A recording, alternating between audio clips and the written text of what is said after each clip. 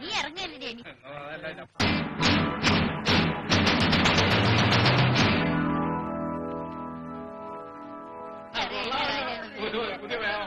ഞാൻ എന്ത് ചെയ്യാനാളിയാ? ചുമ്മാ ഇരുന്ന് എന്നെ വാവാന്ന് വിളിച്ച ചെല്ലായിരിക്കും. ഒരു ദിവസത്തേക്ക് എന്നെയും കൂടെ ഒന്ന് പ്രേമിക്കും. അതെങ്ങനെയാണ് രണ്ടുപേരും ഒരേ സ്ഥലത്ത് അഡ്ജസ്റ്റ് ചെയ്യുക? അതെനിക്കറിയില്ല.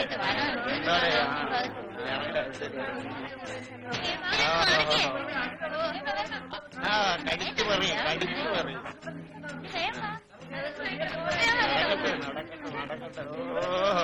എന്തോ റൊമാൻസ്. അയ്യോ പാവം, ഒന്നാമതൊരു ഒരു കാര്യമായിരുന്നു. ഹീറോ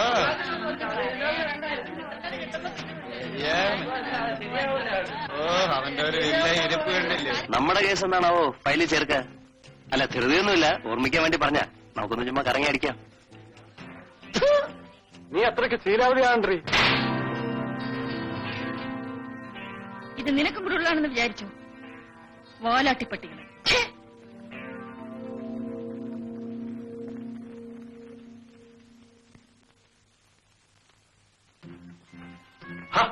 നീ എന്താണ് നെപ്പോളിനെ കൂട്ടിരിക്കുന്നത്? കളയടാ, അവളല്ലെങ്കിൽ മറ്റൊരുത്തി. വർഗീസേ, ഇതെന്റെ ജീവിതത്തിലെ ആദ്യത്തെ അനുഭവമാണ്. ഓ, ഇതിലൊരു പുതുമ എനിക്ക് തോന്നുന്നില്ല. ഏതായാലും അവളുടെ കയ്യിൽ നല്ല തഴമ്പുണ്ട്. എന്നെ ധിക്കരിച്ചു ഒരുത്തിയും എന്നോട് മാപ്പ് പറയാതിരുന്നിട്ടില്ല. അറിയാ, നിനക്ക് അവളെ വേണം. കണ്ണ് മൂടി തുറക്കുന്നതിനകം നിനക്ക് ഞാൻ അവളെ കൊണ്ടുവന്നരാം. അവളായിട്ട് തന്നെ വരും. ഇതിന്റെ പ്രതികാരം ഞാൻ അവളോട് ചെയ്തില്ലെങ്കിൽ. Very good.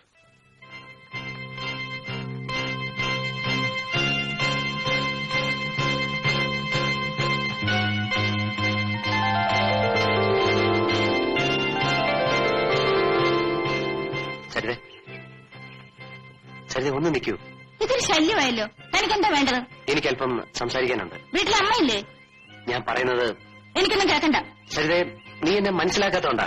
നോക്ക്, ഈ നാട്ടിൽ ആണുങ്ങളൊക്കെ ഉണ്ട്. വെറുതെ തടി കിടക്കണ്ട.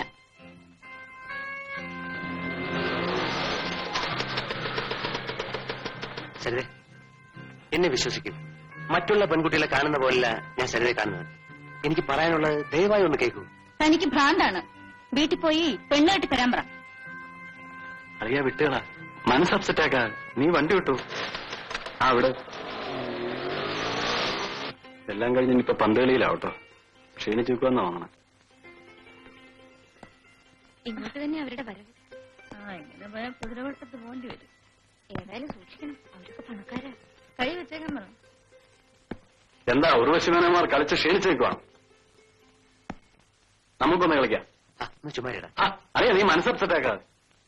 സരിത വൈകിട്ട് ഫ്രീ ആണോ? എന്തിനാ? ലോഡ്ജിൽ പോകാനായിരിക്കും. അല്ല, അല്പം സ്വസ്ഥമായിട്ട് സംസാരിക്കാനാ. ജെയിംസ്, ഞാൻ പല പ്രാവശ്യം പറഞ്ഞിട്ടുണ്ട്, നിങ്ങളുടെ ആഗ്രഹം നടക്കില്ല. അതിന് എന്നെ കിട്ടില്ല.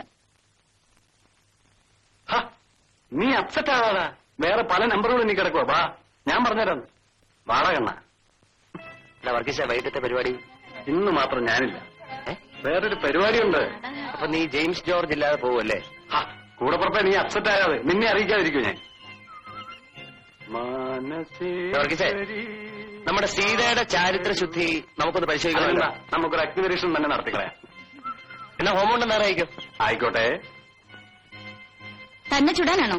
എടിയേ, ഇങ്ങനെ നടന്ന് അറിയാലേ ഭൂമി കുലുങ്ങും. എത്ര പറഞ്ഞിട്ട് നാണമില്ലല്ലോ, തെണ്ടികൾ.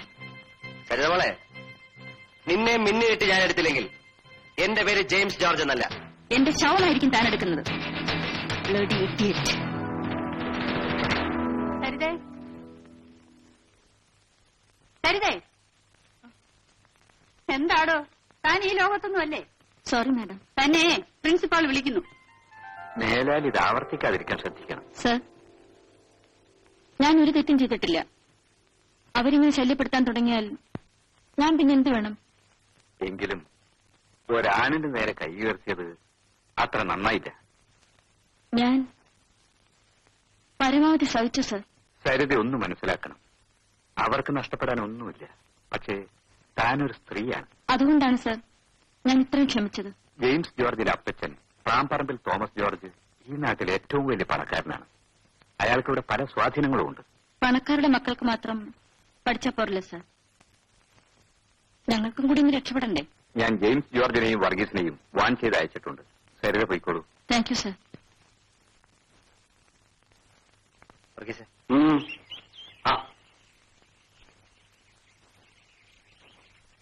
കപ്പ്യാറിന്റെ ഉപദേശം സ്വീകരിച്ചിട്ട് വരുന്നതായിരിക്കും. ഏയ് കുംഭസാരം. ഏത് അടിസ്ഥാനമായ നമുക്കെന്നാ? ശരിക്കും ഏറ്റു. കംപ്ലീറ്റ്ലി അപ്സെറ്റാ മനസ്സ്. ഈ ജെയിംസ് ജോർജിനെ മനസ്സ് വിചാരിച്ചോ യാതൊരു കുഴപ്പമുണ്ടാകത്തില്ല.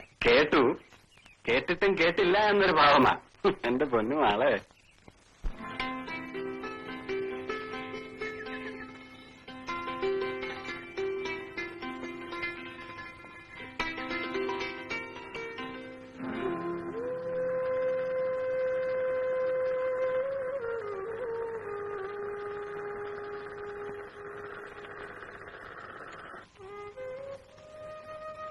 നിന്റെ യോഗമാ മോളെ. ഏതായാലും ഇത്രയും കാത്തിരുന്നില്ലേ അമ്മേ? ഇനി സരിതയുടെ പഠിപ്പ് കഴിയുന്നതുവരെ എനിക്കൊന്നും ആലോചിക്കണ്ട. എന്നാലും നിന്റെ പ്രായത്തിലുള്ളവർ കല്യാണം കഴിച്ച് കുഞ്ഞുങ്ങളുമായി കഴിയുന്നത് കാണുമ്പോ അമ്മയുടെ മനസ്സ് പെടയാ മോളെ. സാരമില്ലമ്മേ, എനിക്കാ ദുഃഖമില്ല. ജീവിത അവസാനം വരെ ഈ തയ്യൽ മിഷനുമായി കഴിയേണ്ടി വന്നാലും സരിതയെ ഞാൻ ഉദ്ദേശിച്ചെടുത്ത് കൊണ്ടെത്തിക്കും. അവളൊരു വക്കീലായിട്ട് വേണം നമ്മുടെ നഷ്ടപ്പെട്ട ഭൂമിയും സ്വത്തും തിരിച്ചെടുക്കാൻ. നമ്മളെ അനാഥരാക്കിയവരോട് പകരം ചോദിക്കേ.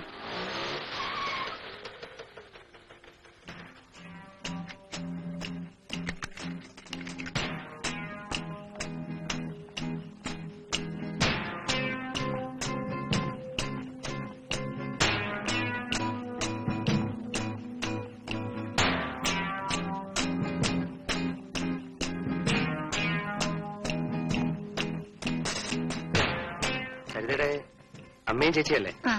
കുഞ്ഞിനെ മനസ്സിലായില്ലല്ലോ. ഞാൻ സരിതയുടെ ക്ലാസ്മേറ്റ്. ഓ, കുഞ്ഞും വക്കീലിനാണോ പഠിക്കുന്നത്? അതെ. അവളിതുവരെ വന്നില്ല. ഇത് സരിത വരുമ്പോ കൊടുത്തേക്കണേ. എന്താ ഇത്? സരിതയുടെ ഒരു ഫ്രണ്ട് ഇവിടെ ഏൽപ്പിക്കാൻ പറഞ്ഞതാ. ഞാൻ മറ്റേ ഞാൻ കാപ്പി ഇട്ടുണ്ട് വരാം മോളെ.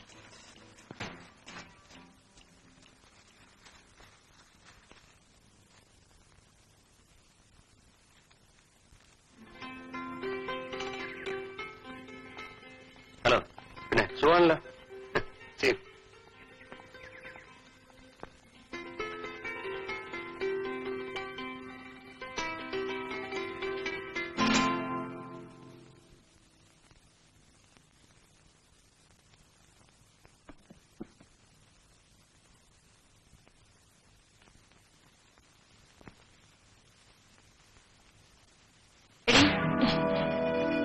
ഈ സാരി എങ്ങനെയാ കീറിയത്? എങ്ങനെയാ കീറിയതെന്ന്? എന്റെ സാരി കീറിയില്ലല്ലോ. നീ കള്ളം പറയാനും തുടങ്ങിയല്ലേ? നിന്നെ ഞങ്ങൾ വക്കീലിന് പഠിപ്പിക്കുന്നതേ കള്ളം പറയാനല്ല. കള്ളം പറയുന്നവരെ കൊണ്ട് അത് പറയിപ്പിക്കാതിരിക്കാനാണ്. ചേച്ചി, പിന്നെ നമ്മുടെ രേഖയില്ലേ, രേഖ അവളുടെ കയ്യെ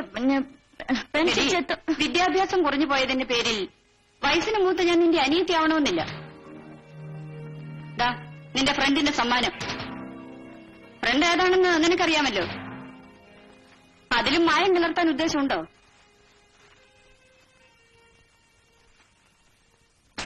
പഴയ സാരി കീറിയതിൽ വിഷമിക്കണ്ട. അതിനേക്കാൾ മനോഹരമായ മറ്റൊന്ന്. സ്വന്തം ജെ.